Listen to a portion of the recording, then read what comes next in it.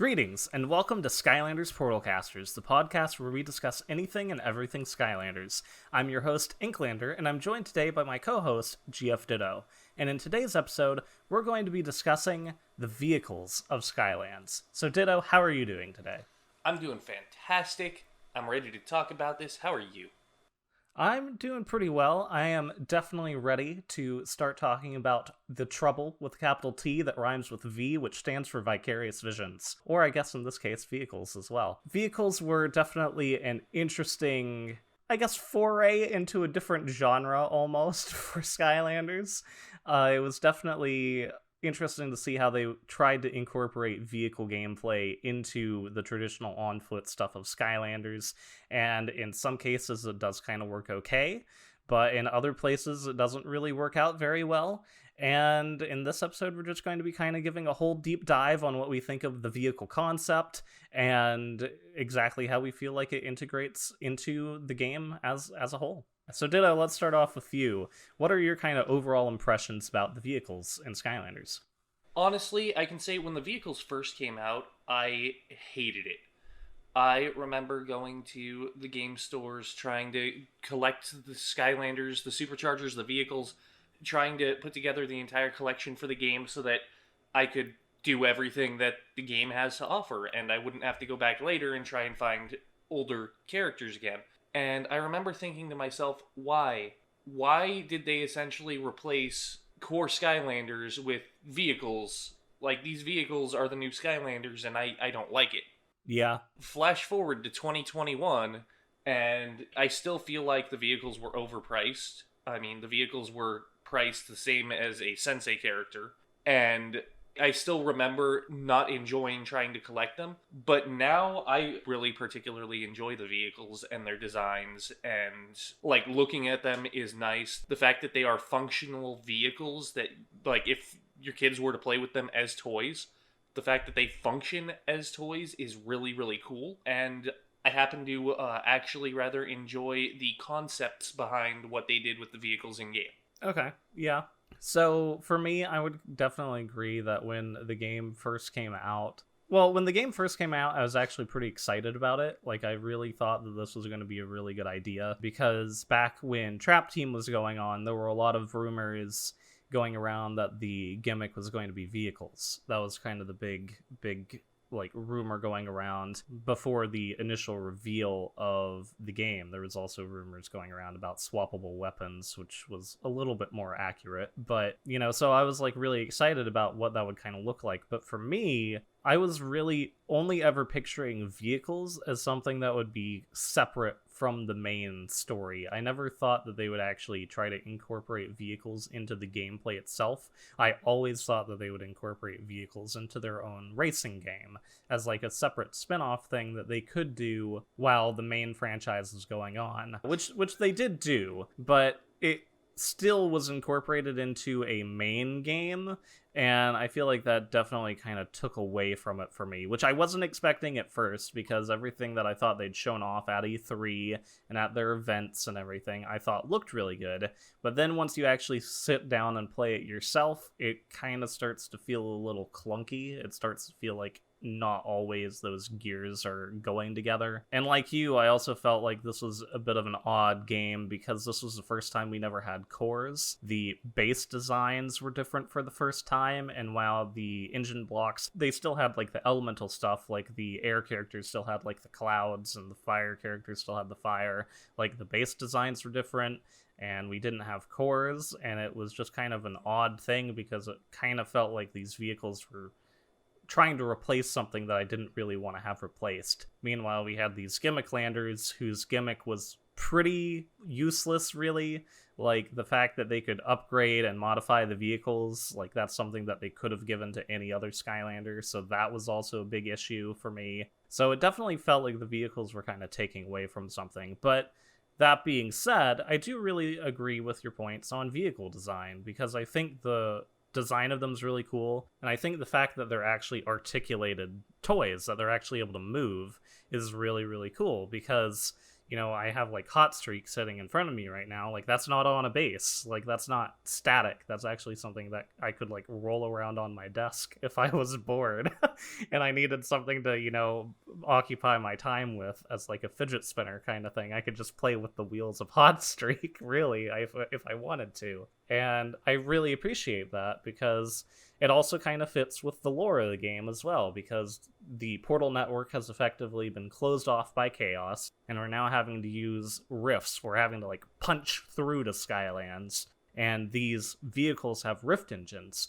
So while they never explicitly say that in the game, it kind of makes sense that these vehicles are able to move because they have these like powerful rift engines inside them that kind of prevents them from being frozen in our world. They're kind of like this extra special like power boost, and I think that's kind of cool that they integrate that in. But I think one of the biggest things about the vehicles to me that I think is really cool is that the color schemes and designs of the vehicles actually match a character. And I didn't know how I would feel about that at first. When they announced that, I was like, oh, well, that just kind of feels lazy. That was kind of my initial impression, is like, oh, okay, that just feels lazy. Or it's like, okay, that's just trying to get you to buy that particular pairing, which maybe it was them trying to get you to buy a particular pairing of character and vehicle to be able to get that supercharged combo. But at the end of the day, like, I think some of the coolest vehicle design concepts came about because they were trying to fit it to a particular character. And, like, even Hot Streak there. Like, Hot Streak looks like Spitfire, and it has this really cool race car kind of vibe. It has the blue flames just like his wings have.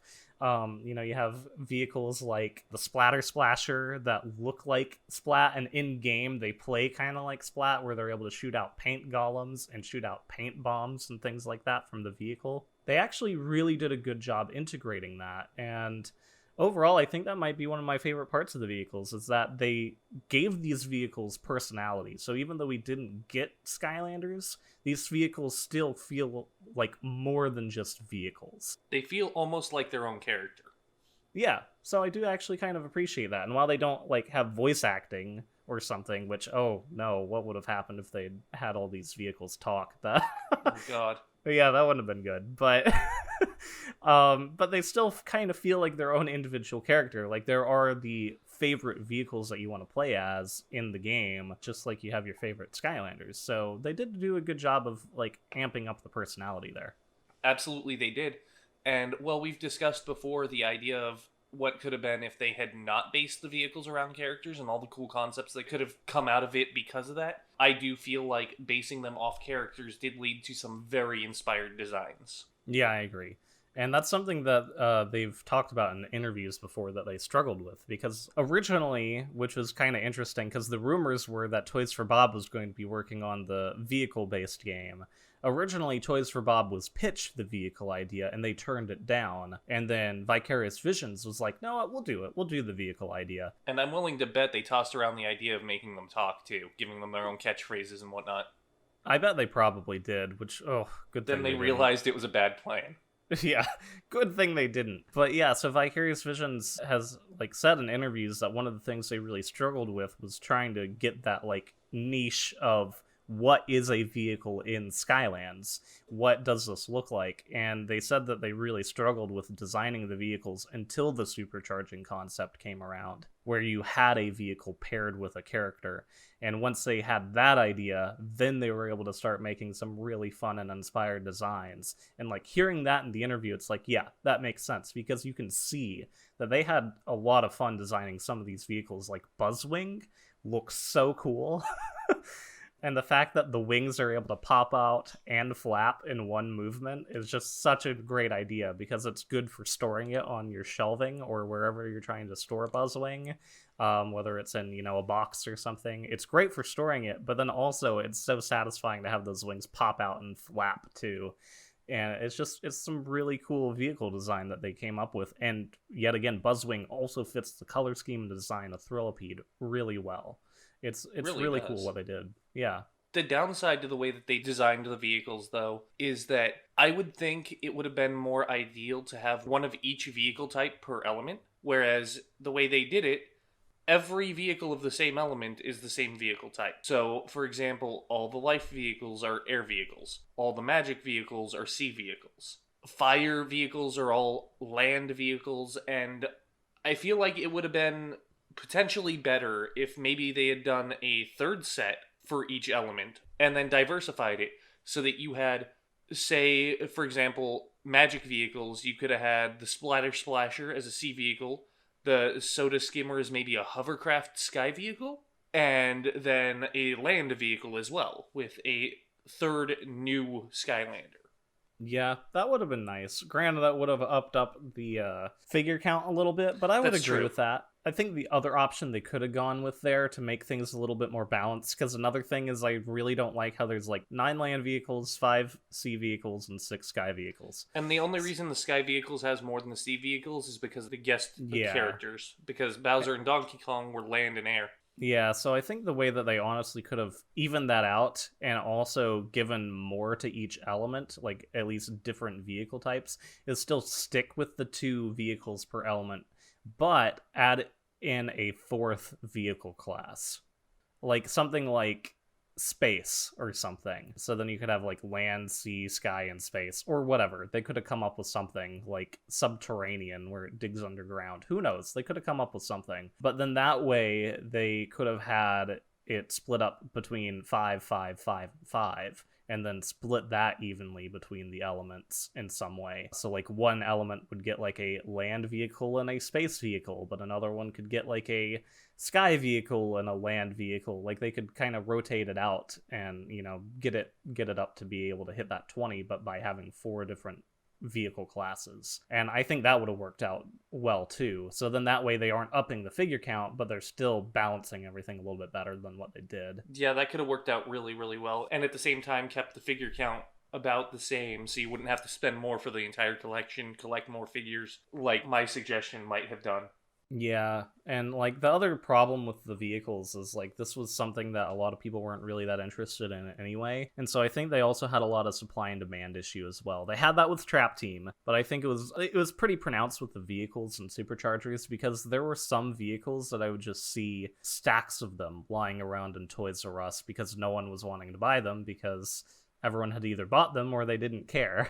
Like I would see tons of burn cycles, I would see tons of shark tanks, and I think probably a couple others, but like, you know, there were a lot of vehicles where they were just kind of sitting around. Like by the end of Toys R Us, there were still vehicles sitting around in their gaming aisle that were being sold for like $1 or $2, at least at my Toys R Us, because no one wanted to buy them.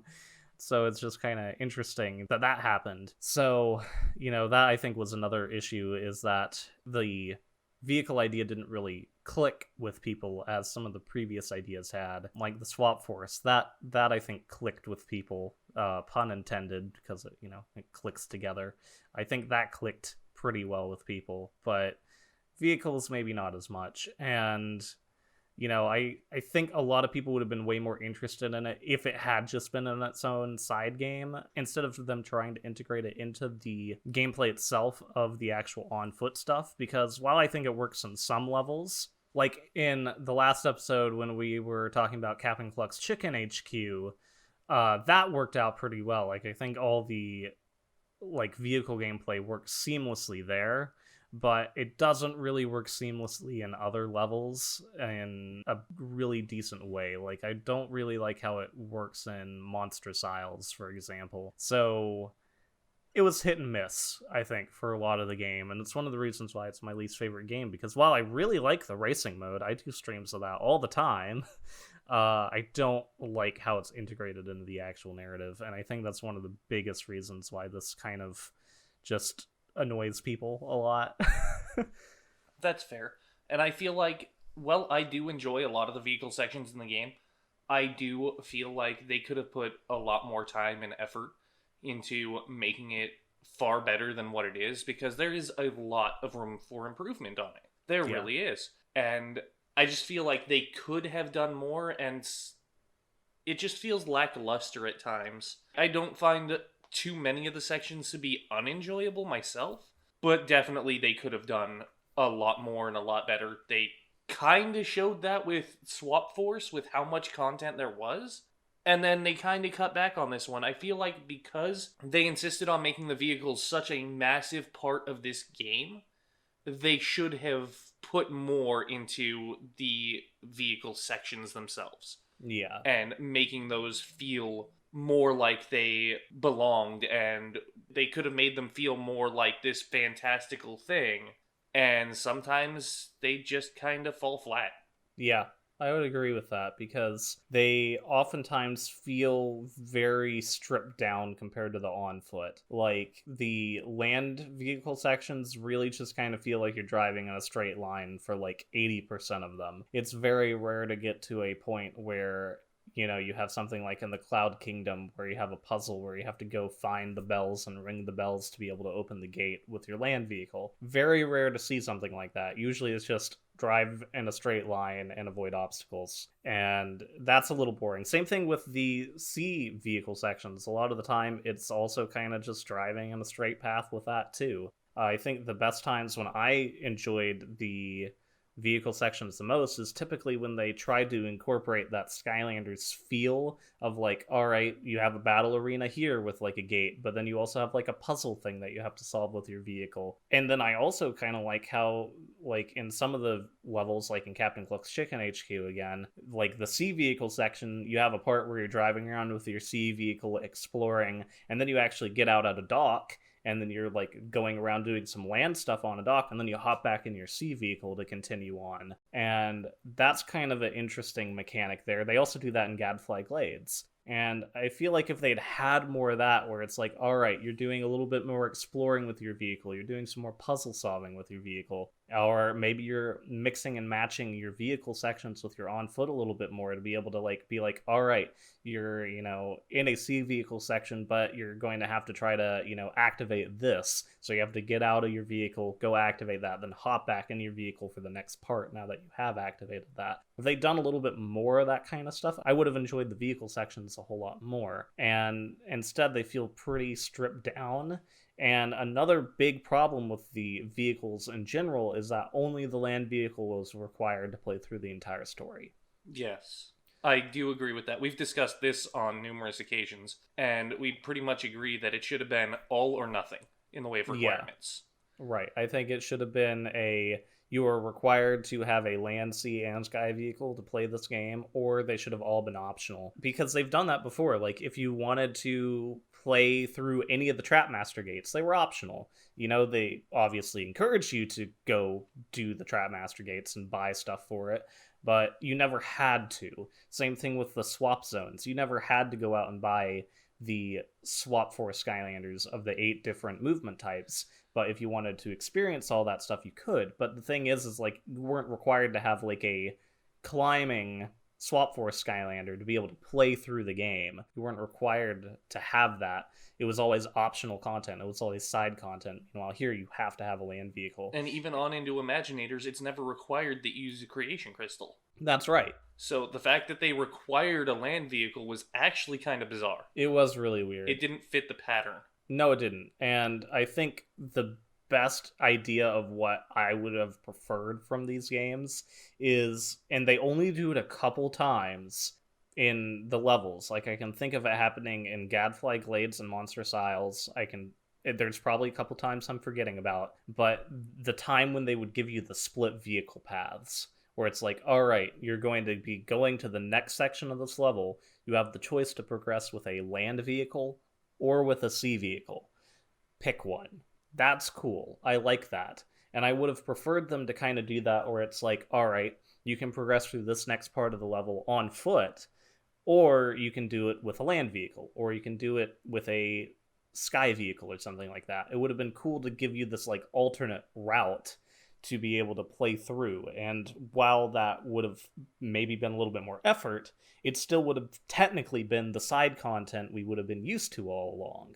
Because then it's just like, all right, well, I have this optional path that I could take with my sky vehicle, or I can just continue on foot if I don't want to use my vehicle. And I kind of would have liked that too, because then that way they're still integrating all those vehicles into the storyline, where it's like, okay, maybe this time I am going to go take that sea vehicle path. But, then that way it's not being forced on the player where you have to use a vehicle. So I feel like they could have come up with something maybe brainstormed a little bit better than just coming up with like, oh yeah, we'll have some side content for these vehicle areas and then the land vehicle will be required. That just feels clunky. And I think that ties into the whole they could have put a lot more thought into it and could have made it bigger and better.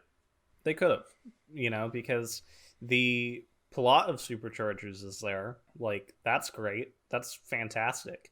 I really think Superchargers has the best plot out of any of the Skylanders games, hands down. But then when it comes to the gameplay, well, the on foot, I think, is typically pretty good. There are some levels that I don't like, but I think the on foot is typically good. But the thing that really brings it down for me is like, oh great, now I have to put a land vehicle on the portal and drive in a straight line again.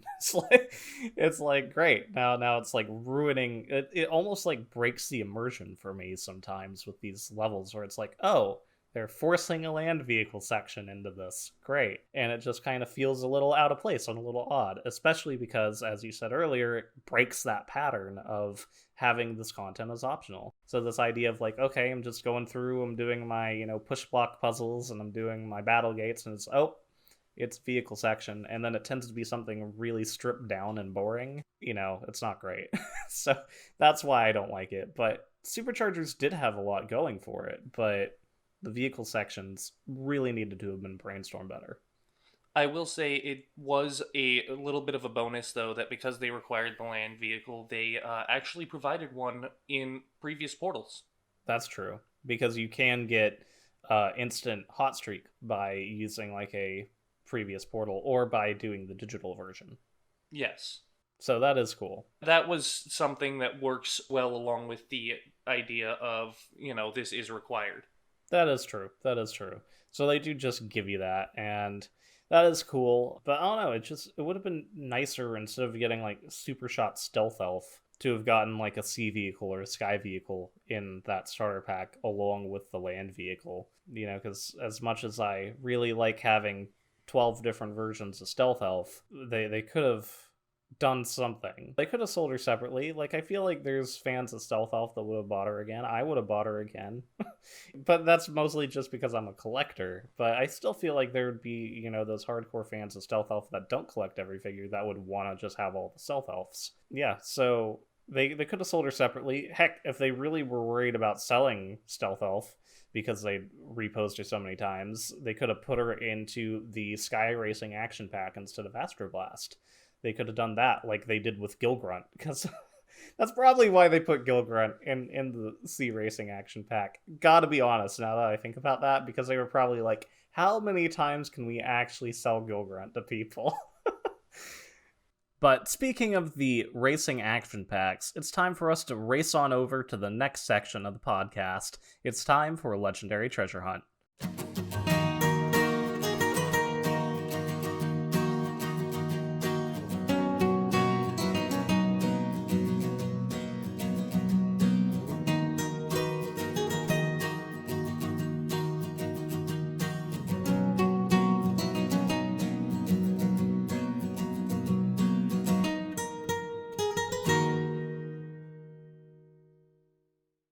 Now, let me just land my Sunrunner real quick on the Skyland where we normally go over our Legendary Treasure Hunt, which is a bargain hunt for the best lot of Skylanders within a certain challenge. This week's challenge was to find variant vehicles with a maximum price of $40.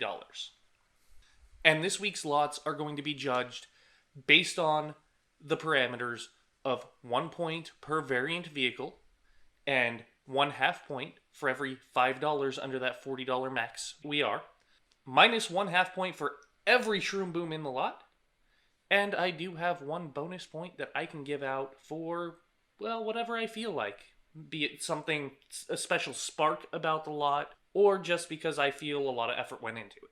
So, Inklander, let's begin with your lot. What did you find this week?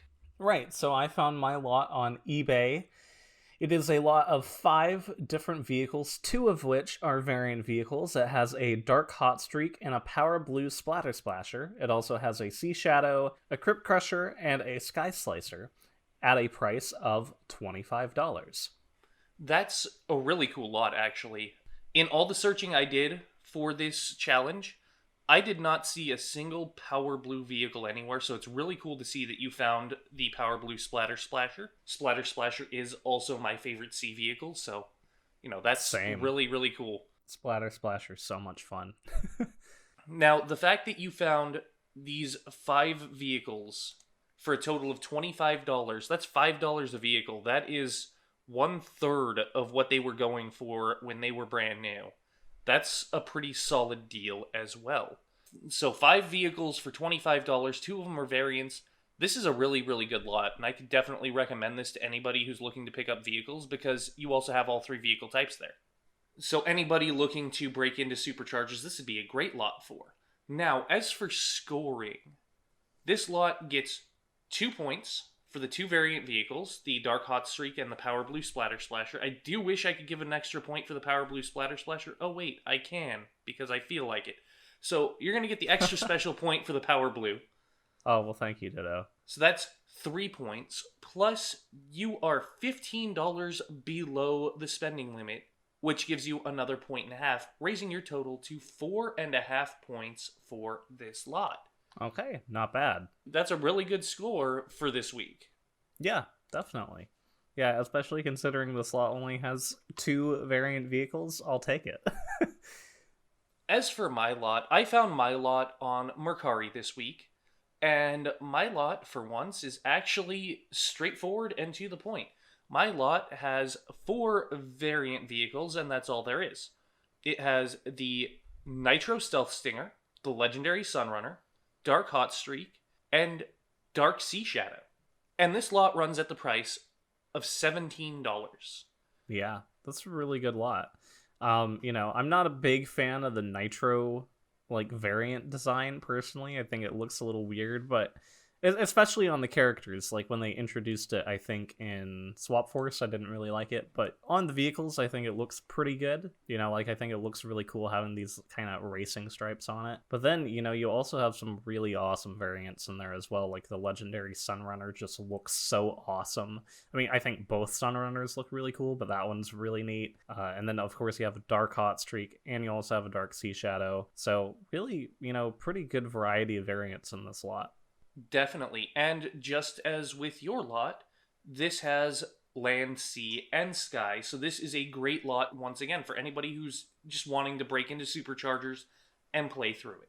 Yes. Now, for scoring, my lot gets 4 points for the 4 variant vehicles. I already gave out that extra special bonus point, so I don't have any more of those. And I am $23 under the spending limit, so I get 2 points for score there, bringing my point total up to 6. Very nice. And that means that this week's Legendary Treasure Hunt winner is me. Well, congrats. Good game. Good game indeed. I'm really impressed with what you were able to come up with. This was a really, really fun challenge for me. I enjoyed just scrolling through all the lots of vehicles, and it was just so much fun. I was actually reminded of a couple of vehicles that I haven't played as in a while, so I'm going to probably do that very, very soon. Just enjoy some racing or some just driving with some of these vehicles that I had kind of let go unnoticed for a little bit. Yeah, like Stealth Stinger, I think it's kind of fun. That is a vehicle that I forget about a lot because I typically am just playing as Sky Slicer. So... but still a really cool vehicle design, and I think your lot really hit things right on the mark. It's exactly what you were looking for. It's a lot of all variant vehicles, and they're all really good vehicles as well. Yeah, absolutely. All right, looks like I'm going to be leaving my Sunrunner here at this point. We got to call Sprocket to get some maintenance done on it. It's acting up, but I do see that the Dread Yacht is swinging by, so I'm going to say let's go hop aboard and head off on a Dread Yacht Destinations tour.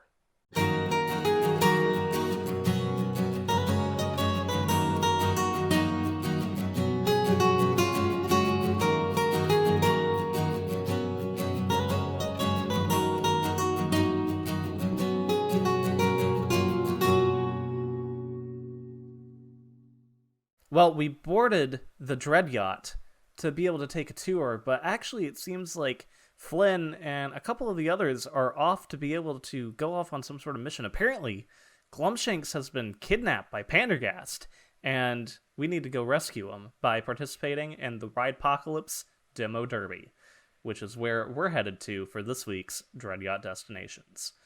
So, Ditto, what are your kind of thoughts on the Ridepocalypse Demo Derby level? My primary thoughts are I wish it was a whole level. Yeah. But at the same time, I actually have a lot of fun in this chapter of the game.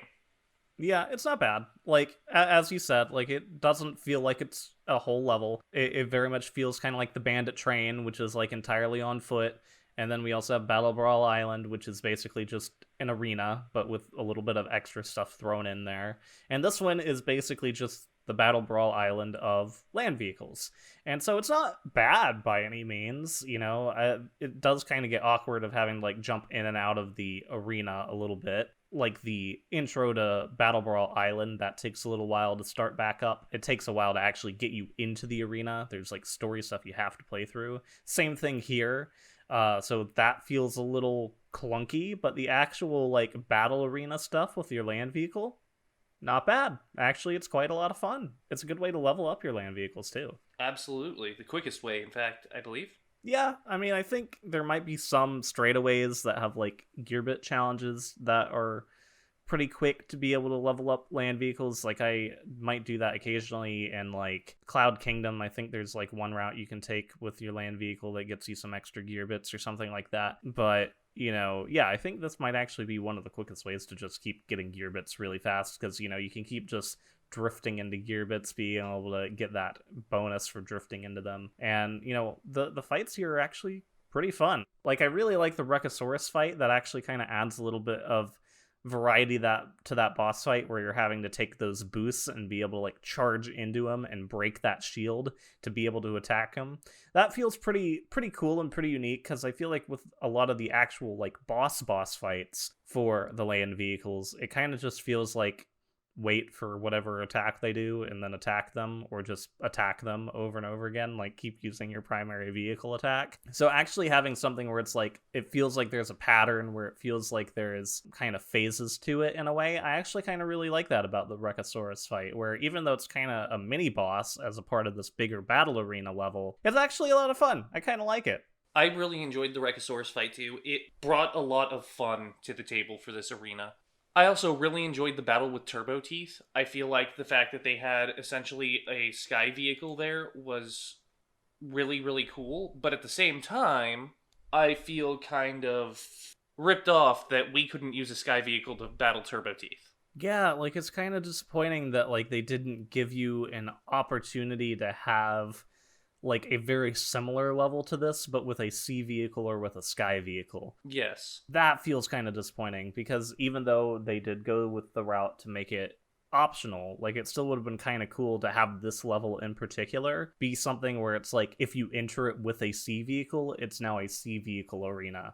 Or if you enter it with a land vehicle, it's a land vehicle arena. That's something I feel they could have kind of switched up and given you a completely different experience. And it would have also given a little bit more replayability as well, because if you enter it in with a sea vehicle and you have, like, completely different boss fights that you have to go through, that'd be a fun way to shake it up. And so that is kind of one of those things where it's like, oh, it would have been cool if they had done this battle arena idea with a couple more of the vehicle types. Well, with all of the vehicle types, it would have been cool. It would have, but that would require them to put the same amount of effort that we would have liked them to have put in the vehicle sections to begin with. So true, when it does feel like the sky and sea vehicle sections were lacking throughout the game, but yeah, it definitely could be felt here. Even though the land vehicles are the, like, required vehicles, it still does kind of feel weird and awkward that there's a land vehicle battle arena, but there's not one for, like, a sea or a sky vehicle. So that does kind of still feel weird. But yeah, overall, I think it's cool. You know, we also have some trolling thunders that get thrown into the boss fight here, and, you know, it's kind of cool. I really enjoyed just driving over the big button and watching things go boom.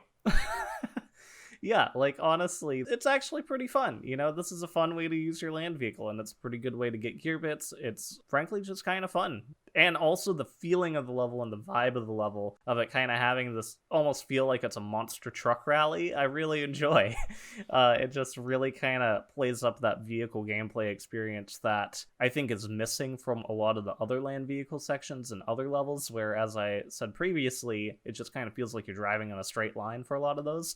definitely not the case in this one here. This is battle arena time, and it's a lot of fun. My final thoughts on this level are I wish Pendergast was more prominent as a villain, because he is the primary like NPC of the spin-off racing game, and he is a minor thing here in the Ridepocalypse, but he's not really a threat of any kind to anyone except Glumshanks. Yeah, it would have been more fun to have him as like a boss fight of some sort, where like you have to like fight him in a vehicle. That would have been really cool. Because yeah, the thing is with Pendergast as a character in general, while I like how he feels, he kind of has that scummy kind of vibe that like Quark has from Star Trek Deep Space Nine in a way. Like he's just this kind of like businessman who's gonna do whatever he can to like make a buck. That kind of feel to him. And so I like that like background to Pendergast. Like he seems like a really intriguing character. But the thing is in the main console game, you basically get to see him briefly at the beginning in a cutscene where it's like, oh look, there's Pendergast. Why don't you go try some racing? And then this level just kind of feels like shoehorned into the plot where it's like, oh hey, don't forget about Pendergast over in the racing mode. That's almost what it feels like to me, is it's just like, oh hey, by the way, remember, you can go do that racing stuff by just like kind of throwing his character back in here. It kind of almost feels like an advertisement in a way by just bringing his character back up in a way that's like more than just having him as the NPC for the racing. It's kind of weird because it's like it felt like they wanted to give him more in the main console game, but then they just like didn't. They like stopped short of it by a wide margin. It was odd. Correct. I feel like they should have followed this level up with, honestly, 2 more vehicle arena levels, or with a primarily on foot level that ended with a boss battle against Pendergast. That would have definitely been a little bit better for his character. Yeah, like they could have completely gotten rid of Bandit Train, honestly. Like I'm not attached to that level at all. It's an interesting level, I guess, but really they could have just like done away with that and then made that into like a Pendergast chase level instead. That would have been cool. I would have appreciated that. Yeah, that would have been really cool. And that would have given Pendergast a little bit more to do in the game, because otherwise he is just kind of awkwardly this like minor character who's almost just a background character. And that would have been kind of fun to have like this one chapter level with the Ridepocalypse and then have another one chapter level immediately following that where it's just like maybe an on-foot boss fight against Pendergast or something. Would have been neat. Alright, so we've freed Glumshanks and saved the day yet again, so it's time for us to go ahead and board the Dread Yacht, but on our way back to the Academy, it's time to stop at the Archean Arena.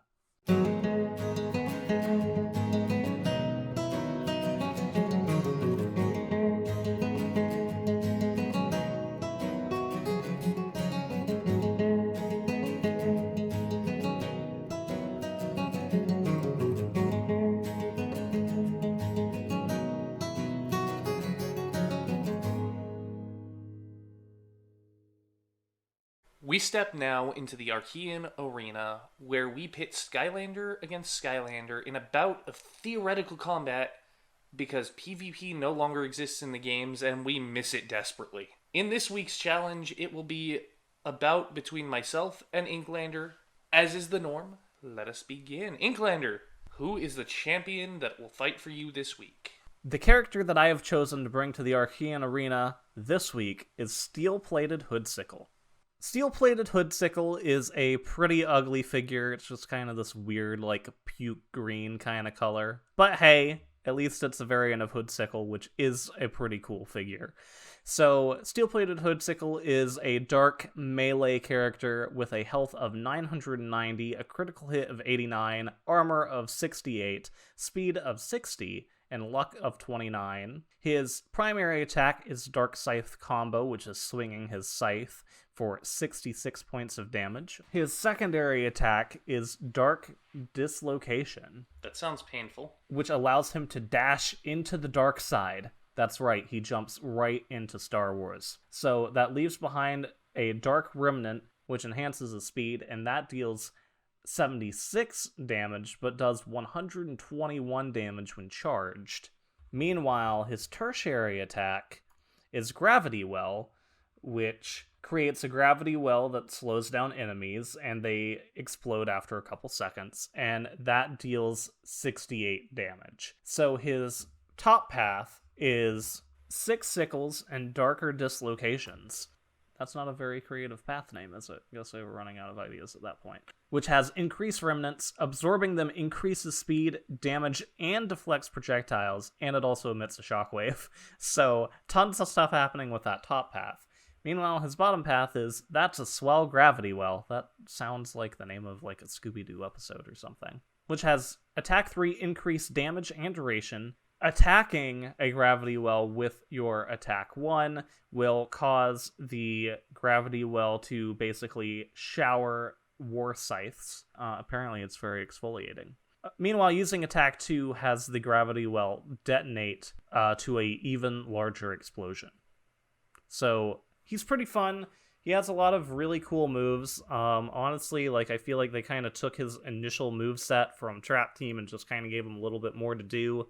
And, you know, this is one of those characters that I'm not really opposed to the element switching. I think switching from undead to dark doesn't really change too much about his character really at all.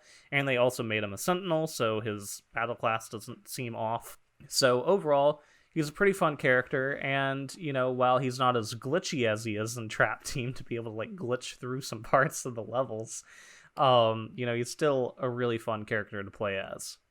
Definitely so. Now, the Skylander that I have chosen to champion for me against your steel-plated Hoodsicle is none other than Wildstorm. Ooh, okay. Wildstorm is a mixed-style air element Skylander with a maximum health at level 20 of 930, critical hit 91, armor 54, speed 75, and luck 33. His primary attack is Storm Strike, which is a 4-hit combo ending in a headbutt, dealing 124 damage per hit. His attack 2 is called Lightning Bolt, which causes him to fling a lightning bolt from his sword at his opponent. It is a ranged attack that fires in one direction, the direction you're facing, and that lightning bolt deals 57 points of damage. And his attack 3 is called Uproar, which is a hold attack that generates a windy, cloudy roar that pushes enemies away, dealing 67 points of damage. For his upgrade paths, his top path is called Feral Beast, which increases all sword damage, allows for using the Storm Strike attack in midair to cause shockwaves that knock enemies back, and holding attack 1 during the headbutt section of the attack combo causes Wild Charge to dash further forward and allows for steering the headbutt around so that you kind of charge attacking through enemies. His bottom path is known as Wild Weather. It allows for attack 2 to gain increased damage, fire off 3 bolts of lightning, and adds charge to attack 2 as well, so you can charge up the attack to fire off a giant electrical storm. All right. Yeah, so this is definitely an interesting matchup here because Wildstorm does have a couple more, I guess, long-range attacks here, but also, you know, they are still fairly melee-based. You know, a lot of their stuff is going to be stuff that you want to have be kind of close range, especially with Wildstorm's primary attack being Storm Strike, which will be that slash with the sword that's dealing a whopping 124 damage, which is concerning. But yeah, it's definitely going to be a pretty interesting matchup here because, you know, while their playstyles aren't exactly the same, it's definitely going to be a way more even match than a melee character up against a ranged character. Oh, by far. Oh yeah.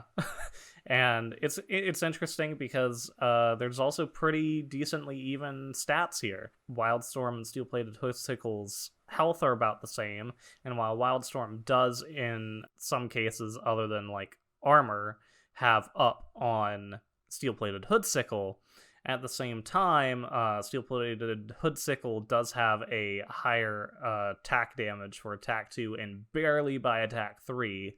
But the big thing I think that's going to be the threat to Hoodsickle is that primary attack being 124 damage, Meanwhile, I think the biggest thing that's going to be Wildstorm's biggest downfall is the attack 2 of Hoodsickle, because especially if I go with that top path and I'm trying to use that dark dislocation to be able to increase damage and speed and be able to absorb remnants a little bit more, and that's just going to keep kind of powering up and buffing up that attack, that could also be problematic for Wildstorm as well. So while Wildstorm does have that really powerful primary attack, I think the big thing that's going to be helping Hoodsickle here is going to be that secondary attack combined with the top path for Hoodsickle. So it's definitely going to be an interesting matchup, because I'm going to have to use that dark dislocation to be able to get in close, deal that damage, but I'm also going to be having to try to avoid that Storm Strike. Yes, absolutely. Now, I feel like you are pretty on the nose with most of that analysis, but I would also like to point out that 124 points of damage from the Sword Strike, that can be comboed fairly quickly because it is a 4-hit combo, so that adds up really quickly to about 500 points of damage. But this damage is also increased if I take that top path. That is true. Because these are the numbers before a path is picked. Yeah, that's true. That's true. So with that in mind, Storm Strike could be definitely pretty concerning.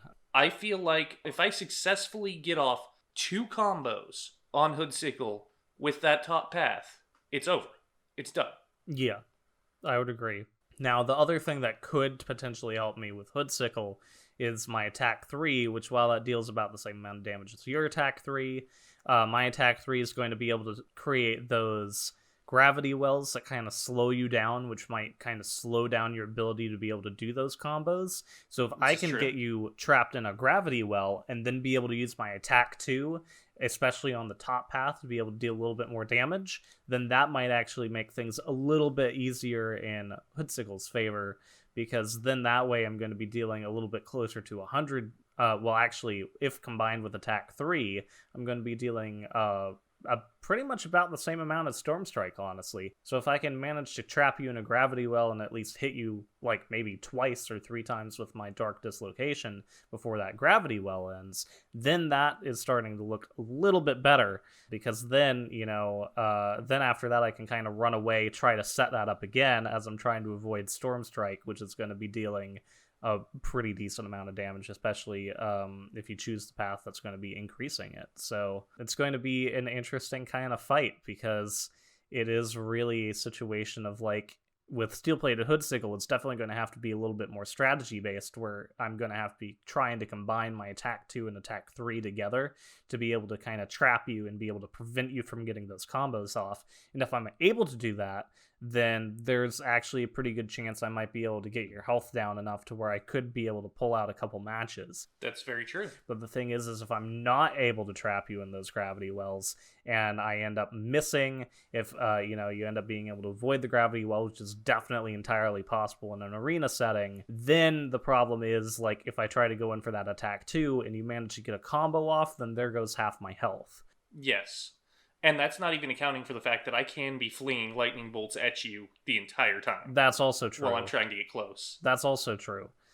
Meanwhile, my attacks are definitely, in this particular situation, stuff that I'm going to have to try to set up and try to plan for in advance based on what your moves are doing. So while I think that Steel-Plated Hoodsickle might be able to get, 1 out of 5, I do think that because of the way that Wildstorm has a little bit more of a mixed moveset, and because, I think with the gravity wells, that's kind of going to be a bit of a, not really RNG thing, but being able to trap you in a gravity well is going to be kind of tricky. So I think with that in mind, I do think that Steel-Plated Hoodsickle would be able to get out a couple wins, but I really think that for the most part, Wildstorm's probably going to be taking this one. But I think Steel-Plated Hoodsickle, 1 out of 5, yeah, I could probably see that.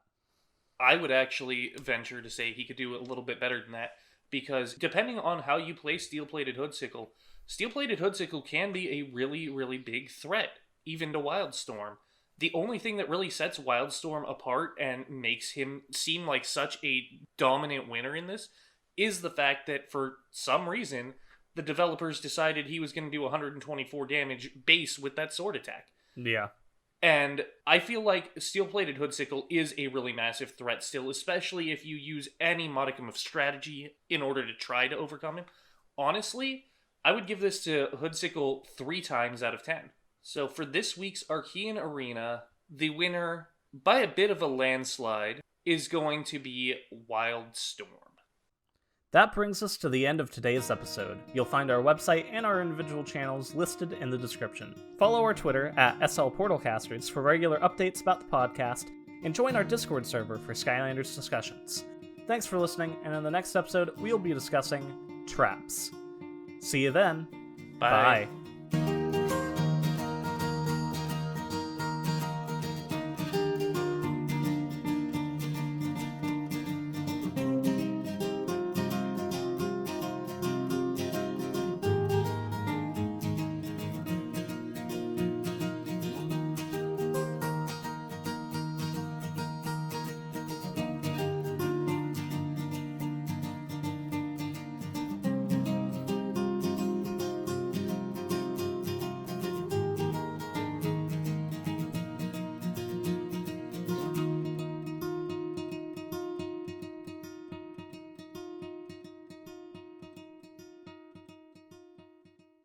I know.